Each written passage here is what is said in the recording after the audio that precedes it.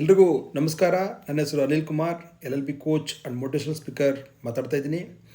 ಸ್ನೇಹಿತರೆ, ಇವತ್ತಿನ ಒಂದು ಸಂಚಿಕೆಯಲ್ಲಿ ಏನು ಹೇಳಲಿಕ್ಕೆ ಇಷ್ಟಪಡ್ತೀನಿ ಅಂತ ಹೇಳಿದ್ರೆ, ಒಂದು ಕರ್ನಾಟಕ ಸ್ಟೇಟ್ ಲಾ ಯೂನಿವರ್ಸಿಟಿಯಲ್ಲಿ ಒಂದು ಉತ್ತಮವಾದಂಥ ಅಂಕಗಳನ್ನ ಗಳಿಸ್ತಕ್ಕಂಥದ್ದು ಒಂದು ಅತಿ ದೊಡ್ಡ ಸಾಧನೆ ಅಂತ ಹೇಳ್ಬೋದು. ಯಾಕೆ ಅಂತ ಹೇಳಿದ್ರೆ, ಕರ್ನಾಟಕ ಸ್ಟೇಟ್ ಲಾ ಯೂನಿವರ್ಸಿಟಿನಲ್ಲಿ ಯಾವುದೇ ಕಾರಣಕ್ಕೂ ನಿಮಗೆ ಒಳ್ಳೆ ಮಾರ್ಕ್ಸ್ ಕೊಡಲಿಕ್ಕಿಲ್ಲ. ಯಾಕೆ ಕೊಡಲ್ಲ ಅಂತ ಹೇಳಿದ್ರೆ, ತುಂಬ ಸ್ಟ್ರಿಕ್ಟ್ ವ್ಯಾಲ್ಯೂಯೇಷನ್. ಇವಾಗ ನಿಮ್ಗೆ ಗೊತ್ತಿರೋದು ಹಾಗೆ ಸಿ ಎಲ್ಲಿ ಎಷ್ಟು ಜನ ಪಾಸ್ ಆಗ್ತಾರೆ? ಕೇವಲ ಬೆರಳೆಣಿಕೆಯಷ್ಟು ಮಾತ್ರ ಪಾಸ್ ಆಗ್ತಾರೆ. ಹಾಗೆ ಈ LLBಲೂ ಕೂಡ ಬೆರಳೆಣಿಕೆಯಷ್ಟು ಮಾತ್ರ ಪಾಸ್ ಆಗ್ತಾರೆ. ಯಾಕೆ ಅಂತ ಹೇಳಿದ್ರೆ, quality of the students should be required for the government are the society. So that is the reason they do strict valuations for quality output of the advocates. This is the concerns, that is why they do strict valuation. Sometimes ನೀವೇನಾಗುತ್ತೆ, ನೀವು ತುಂಬ ಚೆನ್ನಾಗಿ ಬರ್ದಿರ್ತೀರ but ಒಳ್ಳೆ marks ಬರಲ್ಲ. Because of the mindset of the lecturers or professor also there will be a possibilities. ನೀವು ಒಂದು ಒಳ್ಳೆಯ ಉತ್ತಮವಾದಂಥ ಅಂಕ ಪಡಿಬೇಕು ಅಂತ ಹೇಳಿದ್ರೆ, ನಾನು ಹೇಳೋವಂಥ ಕೆಲವೊಂದು ಟಿಪ್ಸ್ನ ನೀವು ಫಾಲೋ ಮಾಡಬೇಕಾಗತ್ತೆ. ಏನು ಟಿಪ್ ಅಂತ ಹೇಳಿದ್ರೆ, ನೀವು ಕನ್ನಡ ಮೀಡಿಯಮ್ ಓದಿರ್ಬೋದು ಅಥವಾ ಇಂಗ್ಲೀಷ್ ಮೀಡಿಯಮ್ ಓದಿರ್ಬೋದು, ಜಸ್ಟು ನಿಮಗೆ ಬಿಟ್ಟಿದ್ದು ಮಾಧ್ಯಮ ಒಂದು ಪ್ರಾಬ್ಲಮ್ ಅಲ್ವೇ ಅಲ್ಲ. ಇಲ್ಲಿ LLB ವಿಷಯವನ್ನು ವ್ಯಾಸಂಗ ಮಾಡುವಾಗ ನೀವು ಕನ್ನಡದಲ್ಲೂ ಬೇಕಾದ್ರೂ ಬರಿಬೋದು, ಇಂಗ್ಲೀಷಲ್ಲಿ ಬೇಕಾದ್ರೂ ಬರಿಬೋದು, ಯಾವ ಮೀಡಿಯಮಲ್ಲಿ ಬೇಕಾದ್ರೂ ಬರಿಬೋದು. ಇಲ್ಲಿ ಮೇಯ್ನ್ ಮಾಡಬೇಕಾಗಿರತಕ್ಕಂಥದ್ದು, ನೀವು ಹೇಗೆ ಪ್ರಿಪೇರ್ ಆಗ್ತೀರಾ, ಅದು ವೆರಿ ಇಂಪಾರ್ಟೆಂಟು. ಪ್ರಿಪೇರ್ ಆಗಿ ಹೇಗೆ ಎಕ್ಸಾಮಲ್ಲಿ ಬರೀತೀರಾ, ಎಕ್ಸಾಮಲ್ಲಿ ಹೇಗೆ ಬರೀತೀರಾ, ಹೇಗೆ ಪ್ರೆಸೆಂಟೇಷನ್ ಮಾಡ್ತೀರಾ, ಅದು ವೆರಿ ಇಂಪಾರ್ಟೆಂಟು. ಅದು ಕೆಲವೊಬ್ಬರಿಗೆ ಗೊತ್ತಿಲ್ಲ. ಸೊ ನೀವು ನನ್ನ ಒಂದು ಯೂಟ್ಯೂಬ್ ಚಾನಲಲ್ಲಿ ನೀವು ನೋಡಿದ್ರೆ ತುಂಬ ವೀಡಿಯೋಸ್ನ ನಾನು ಮಾಡಿದ್ದೀನಿ.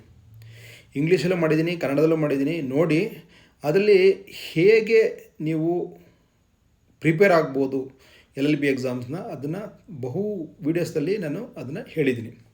ನೀವು ಮಾಡಬೇಕಾಗಿರೋದು ಇಷ್ಟೇ, ಪ್ರತಿದಿನ ಮಿನಿಮಮ್ 2 ಅವರು ನಿಮ್ಮ ಓದೋಕ್ಕೆ ಅಂದರೆ LLB ವ್ಯಾಸಂಗ ಮಾಡಲಿಕ್ಕೆ ಟೈಮ್ ಕೊಡಬೇಕಾಗತ್ತೆ.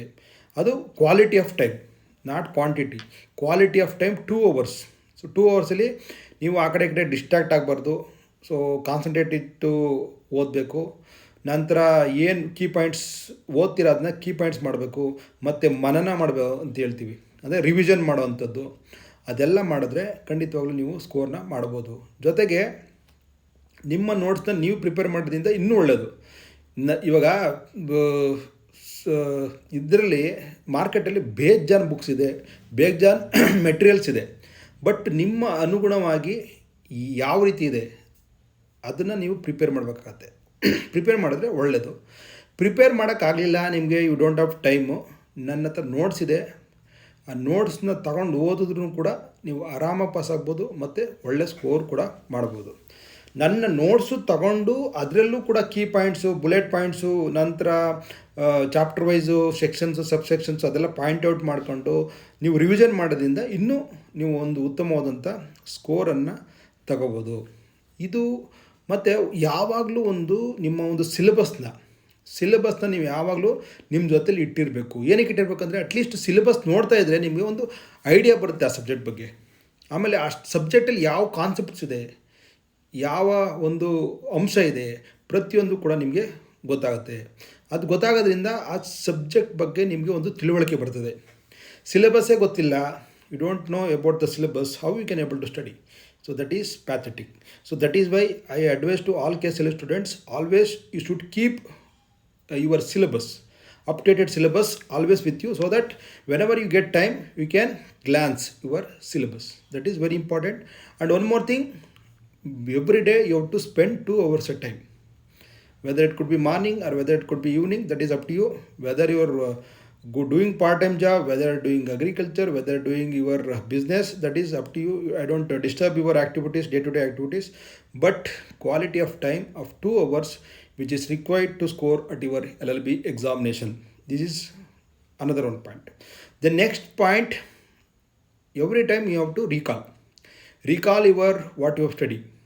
and subsections, articles, case laws, all those things which you have to be recall always. So recall is also which is very important. And whenever you get time, at least write 2 pages every day. So why it is required to write means, so anyhow the college which is giving some assignments, all those things, earlier it was there 80/20 pattern. Now the 100 pattern, which is depending on only theory on your examination. So it is very difficult if you don't practice your handwriting. So hand writing which is very important. ನೀವು daily ಒಂದು 2 page 3 page ಬರೆಯೋದ್ರಿಂದ ನಿಮಗೆ ಅಭ್ಯಾಸ ಆಗುತ್ತೆ, ಸ್ಪೀಡಾಗಿ ಬರೆಯೋಕ್ಕೆ ಅಭ್ಯಾಸ ಆಗುತ್ತೆ. ಸ್ಪೀಡಾಗಿ ಬರಲಿಕ್ಕೆ ನೀವು ಪ್ರಾಕ್ಟೀಸ್ ಮಾಡಲಿಲ್ಲ ಅಂತಂದರೆ ಖಂಡಿತವಾಗ್ಲೂ ನೀವು ಎಕ್ಸಾಮಲ್ಲಿ 3 hours ಆಫ್ ಟೈಮಲ್ಲಿ ನೀವು ಎಲ್ಲ ಕ್ವಶನ್ಸ್ನೂ ಅಟೆಂಡ್ ಮಾಡೋಕ್ಕಾಗಲ್ಲ. ಕೆಲವೊಂದು ಕ್ವಶನ್ಸ್ ಅಟೆಂಡ್ ಮಾಡ್ತೀರಾ, ಕೆಲವೊಂದು ಕ್ವಶನ್ಸ್ನ ಟೈಮ್ ಸಾಕಾಗಲಿಲ್ಲ ಅಂದ್ಬಿಟ್ಟು ಬಿಟ್ಬಿಟ್ಟು ಬರ್ತೀರಾ. ಅದನ್ನು ನೀವು ಪ್ರಾಕ್ಟೀಸ್ ಬರೆಯೋದನ್ನ ಪ್ರಾಕ್ಟೀಸ್ ಮಾಡಬೇಕು. ನಂತರ ಟೈಮ್ ಮ್ಯಾನೇಜ್ಮೆಂಟನ್ನ ನೀವು ಅಭ್ಯಾಸ ಮಾಡಬೇಕು.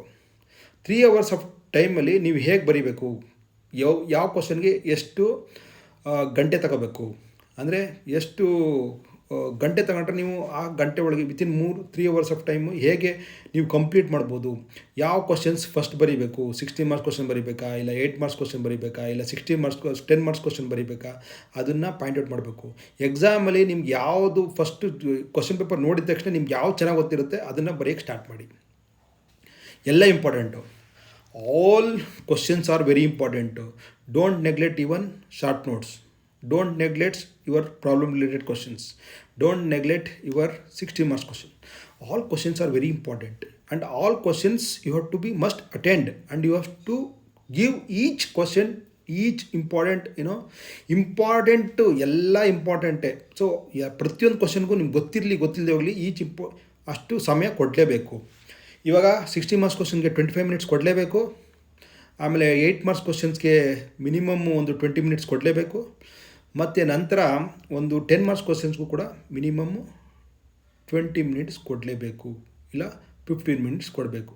ಸೊ ಆ ರೀತಿ ಕೊಡೋದ್ರಿಂದ ನಿಮಗೆ 3 ಗಂಟೆ ಒಳಗೆ ಎಲ್ಲ ಕ್ವಶನ್ಸ್ ಆ್ಯಂಡ್ ಆನ್ಸರ್ಸ್ನ ಬರೆದು ಮುಗಿಸಿ ಅಟ್ಲೀಸ್ಟ್ ಒಂದು 5 ನಿಮಿಷ 10 ನಿಮಿಷ ಸಿಗುತ್ತೆ, ಟೈಮ್ ಸಿಗುತ್ತೆ. ಆ ಟೈಮ್ ಸಿಕ್ಕಾಗ ನೀವೇನು ಮಾಡಬೇಕು, ನೀವು ರೀಕಾಲ್ ಮಾಡಬೇಕಂದ್ರೆ ಇನ್ನೊಂದು ಸತಿ ರಿವಿಸಿಟ್ ಮಾಡಬೇಕು. ಇವಾಗ ಕ್ವಶನ್ ಪೇಪರ್ ನಿಮ್ಮ ಆನ್ಸರ್ ಶೀಟ್ನ ರಿವಿಸಿಟ್ ಮಾಡಿ, ರೋಲ್ ನಂಬರ್ ಕರೆಕ್ಟಾಗಿದೆಯಾ ಇಲ್ವಾ, ಅಥವಾ ಅಂಡರ್ಲೈನ್ ಮಾಡಿದ್ದೀರಾ ಕರೆಕ್ಟಾಗಿ ಎಲ್ಲ ಕ್ವಶನ್ಸ್ಗೂ, ಮತ್ತು ಆನ್ಸರ್ಸ್ಗೂ ನೀವು ಅಂಡರ್ಲೈನ್ ಮಾಡಿದ್ದೀರಾ, ಕೀ ಪಾಯಿಂಟ್ಸ್ಗೆ ಅಂಡರ್ಲೈನ್ ಮಾಡಿದ್ದೀರಾ, ಸಬ್ಸೆಕ್ಷನ್ಸ್ಗೆ ಮಾರ್ಕ್ ಮಾಡಿದ್ದೀರಾ, ಪ್ರತಿಯೊಂದು ಒಂದು ಸತಿ ಚೆಕ್ ಮಾಡ್ಕೋಬೇಕು, ರಿವಿಸಿಟ್ ಮಾಡಬೇಕು. ಈ ರೀತಿ ಮಾಡೋದ್ರಿಂದ ಸ್ನೇಹಿತರೆ ಖಂಡಿತವಾಗ್ಲೂ ನೀವು ಒಳ್ಳೆಯ ಉತ್ತಮವಾದಂಥ ಅಂಕವನ್ನು ಪಡೆಯೋದ್ರ ಜೊತೆಗೆ ನಿಮಗೂ ಸ್ಯಾಟಿಸ್ಫ್ಯಾಕ್ಷನ್ ಇರುತ್ತೆ ಓದೋದ್ರ ಮೇಲೆ. ಓದೋದು ಬರೀ ನಿಮ್ಮ ಒಂದು ಎಕ್ಸಾಮ್ ಪಾಸ್ ಮಾಡಲಿಕ್ಕೆ ಆಗಬಾರ್ದು, ನಿಮ್ಮ ಒಂದು ಜ್ಞಾನಾರ್ಜನೆ ಕೂಡ ಆಗಬೇಕು. ಜ್ಞಾನಾರ್ಜನೆ ಪ್ಲಸ್ ಎಕ್ಸಾಮ್ ಪಾಸ್ ಅಂದರೆ ಸ್ಕೋರ್, ಇದು ವೆರಿ ಇಂಪಾರ್ಟೆಂಟ್ ಆಗುತ್ತೆ. ಸೊ ಎಲ್ಲನೂ ಒಂದೇ ದಿವಸ ತಿಳ್ಕೊಳ್ಳೋಕ್ಕಾಗಲ್ಲ, ಎಲ್ಲ ಒಂದೇ ವರ್ಷದಲ್ಲಿ ತಿಳ್ಕೊಳ್ಳೋಕ್ಕಾಗಲ್ಲ. ಒಂದು ಇದರಲ್ಲಿ ಒಂದು ಯಾವುದೇ ಫೀಲ್ಡಲ್ಲಿ ನೀವು ಒಂದು ತುಂಬ ಇದಾಗಬೇಕು ಅಂತಂದರೆ, ಎಕ್ಸ್ಪರ್ಟ್ ಆಗಬೇಕು ಅಂತಂದರೆ it required time. So time is precious. Don't destroy your time. Time is like money. How you are going to spend your money, that way you have to utilize your time. So time management is very important in the examination and all those things. And every day ಒಂದು ದಿನಚರಿಯಲ್ಲಿ ನಿಮ್ಮದು ಒಂದು ಉತ್ತಮವಾದಂಥ ಹವ್ಯಾಸ ಇರಬೇಕು ನಿಮಗೆ. So ಯೋಗ, ಪ್ರಾಣಾಯಾಮ ಅವೆಲ್ಲ ಮಾಡೋದ್ರಿಂದ ಕೂಡ ನಿಮಗೆ ಒಂದು ಪೀಸ್ ಆಫ್ ಮೈಂಡ್ ಇರುತ್ತೆ ಓದಲಿಕ್ಕೆ. ಅದನ್ನು ಕೂಡ ಮಾಡಿ. ಯಾಕಂದರೆ ಸ್ಟ್ರೆಸ್ ಲೈಫಲ್ಲಿ ಎವ್ರಿ ಡೇ ಯಾವುದಾದ್ರು ಒಂದು ತೊಂದರೆಗೆ ಸಿಗಾಕೊಂಡಿರ್ತೀರ. ಆ ತೊಂದರೆಯಿಂದ ಹೊರಗಡೆ ಬರಬೇಕು ಅಂತಂದರೆ ಯೋಗ ಮತ್ತು ಮತ್ತು ನಂತರ ಒಂದು ಒಳ್ಳೆ ಊಟ ಮಾಡೋವಂಥ ಅಭ್ಯಾಸ ಅಂದರೆ ಟೈಮ್ ಕರೆಕ್ಟಾಗಿ ಊಟ ಮಾಡಬೇಕು. ಜೊತೆಗೆ ಸ್ವಚ್ಛತೆ ಅಂದರೆ ಎವ್ರಿ ಡೇ ಸ್ನಾನ ಮಾಡೋವಂಥದ್ದು, ಅದೆಲ್ಲ ಮಾಡೋದ್ರಿಂದ ನಿಮಗೆ ಒಂದು ಏನಾಗುತ್ತೆ, ನಿಮ್ಗೆ ಓದಲಿಕ್ಕೆ ಆಗಲಿ, ನಂತರ ನಿಮ್ಮ ಒಂದು ಲೇಜಿನೆಸ್ಸು ಅದೆಲ್ಲ ಹೋಗುತ್ತೆ. ಸೊ ಅದೆಲ್ಲ ಒಂದು ದಿನಚರಿ ನಿತ್ಯ ಕರ್ಮಗಳನ್ನ ಕ್ಲೀನಾಗಿ ಮಾಡ್ತಾ, ಜೊತೆಗೆ ನಾವು ಒಂದು 2 hour ಟೈಮ್ ಒಳ್ಳೆ ಟೈಮ್ನ ಸ್ಪೆಂಡ್ ಮಾಡಿ, ಜೊತೆಗೆ ಯಾವ ಸಿಲೆಬಸ್ನ ಅದ್ರ ಪ್ರಕಾರ ಓದಿ, ಜೊತೆಗೆ ಕೀ ಪಾಯಿಂಟ್ಸ್ ನೋಟ್ಸ್ಗಳೆಲ್ಲ ಮಾಡಿಕೊಂಡು, ಜೊತೆಗೆ ಒಂದು ಒಳ್ಳೆ ನೋಟ್ಸು ವೆರಿ ಇಂಪಾರ್ಟೆಂಟು. ಸೊ ನನ್ನ ಹತ್ರ ಅವೈಲೇಬಲ್ ಇದೆ.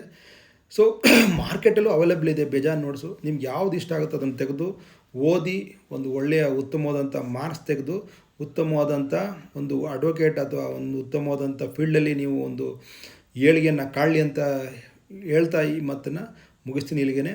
ಸೊ ಹೀಗೆ ಈ ರೀತಿ ಮಾಡೋದ್ರಿಂದ ಖಂಡಿತವಾಗ್ಲೂ ನೀವು ಒಳ್ಳೆಯ ಮಾರ್ಕ್ಸ್ನ ತೆಗಿಬೋದು. ಅದ್ರ ಜೊತೆಗೆ ನನ್ನ ಹತ್ರ ಅವೈಲಬಲ್ ಇದೆ Kannada medium notes, English medium notes, edition 10/2027 notes ಅಂತ ಹೊಸ್ದಾಗಿ ಮಾಡ್ತಾಯಿದ್ದೀನಿ ಕೂಡ ಇವಾಗ. ಸೊ ಕನ್ನಡ ಮೀಡಿಯಮ್ ಇದೆ, ಇಂಗ್ಲೀಷ್ ಮೀಡಿಯಮ್ ಇದೆ, ಎರಡೂ ಕೂಡ ತಗೊಂಡು ಓದೋದ್ರಿಂದ ನಿಮಗೆ ಒಂದು ಒಳ್ಳೆಯ ಉತ್ತಮವಾದಂಥ ಅಂಕವನ್ನು ತೆಗಿಬೋದು. ನನ್ನ ಒಂದು ಚಾನಲ್ನ ಸಬ್ಸ್ಕ್ರೈಬ್ ಮಾಡಿ, ನನ್ನ ವಿಡಿಯೋನ ಶೇರ್ ಮಾಡಿ ಪ್ರತಿಯೊಬ್ಬರಿಗೂ, ಸೊ ದಟ್ ಅವ್ರಿಗೂ ಕೂಡ ಒಂದು ಫ್ರೀ ಆಫ್ ಕಾಸ್ಟಲ್ಲಿ ನಿಮಗೆ ಈ ಜ್ಞಾನಾರ್ಜನೆ, ನನ್ನ ಒಂದು ಅನುಭವನ ಶೇರ್ ಮಾಡ್ತಾರಿಂದ ನನ್ನ ಅನುಭವ ಎಲ್ರಿಗೂ ಶೇರ್ ಆಗುತ್ತೆ ಅಂತ ಹೇಳ್ತಾ ಈ ವಿಡಿಯೋನ ಮುಗಿಸ್ತಾ ಇದ್ದೀನಿ. Thank you.